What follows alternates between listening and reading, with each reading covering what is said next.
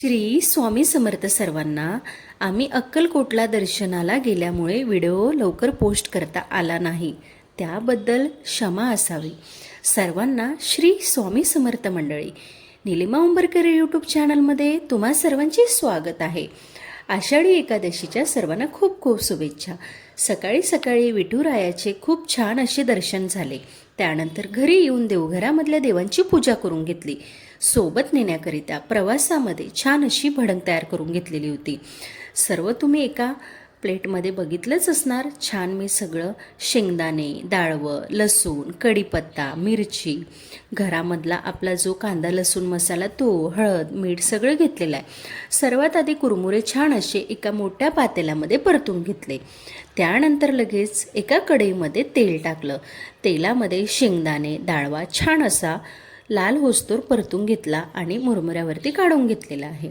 त्यानंतर त्याच कढईमध्ये जिरं, मोहरी, कढीपत्ता, आपण जो ठेचलेला लसूण होता तो सुद्धा छान परतून घेतला.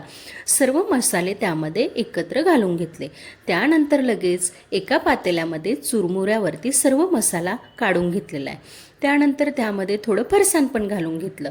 तुम्हाला जसं आवड असेल तसं तुम्ही करू शकता. बघू शकता आपली छान अशी भडंग तयार झाली आहे. त्यानंतर उपासाकरिता प्रवासामध्ये न्यायला छान अशा भगर आणि साबुदाण्याच्या भाकरी केलेल्या होत्या. 1 वाटी भगर आणि साबुदाणा छान असा मिक्सरला बारीक करून घेतला. त्यानंतर त्यामध्ये मिरची, थोडा बटाटा किसून टाकला उकडलेला, त्याचसोबत शेंगदाण्याचं कूट आणि आपण जे उपासाचं मीठ वापरतोय छान असा पिठाचा गोळा मळून घेतला. त्यानंतर लगेच 1 तासानंतर पीठ बघितलं. छान अशा भाकरी तयार करायला घेतल्यात. एका बाजूला तावा ठेवला आणि भाकरी भाजायला घेतल्या. दुसऱ्या बाजूला छान अशी बटाट्याची भाजी केली. उकडलेला बटाटा सोलून घेतला. त्यानंतर त्यामध्ये मिरची, थोडं शेंगदाण्याचं कूट, जिरं, तेल घालून परतून घेतलं. त्यानंतर एका बाजूला चटणी तयार केली, खोबरं आणि शेंगदाणे. त्यानंतर निघालो आम्ही प्रवासामध्ये. बघू शकता तुम्ही आता पोचलोय ठाणे स्टेशनला. आता भेटूया उद्याच्या व्हिडिओमध्ये सोलापूर येथे. व्हिडिओ कंटिन्यू करा आणि व्हिडिओ आवडल्यास like, share, subscribe. Shri Swami Samarth. जय जय स्वामी.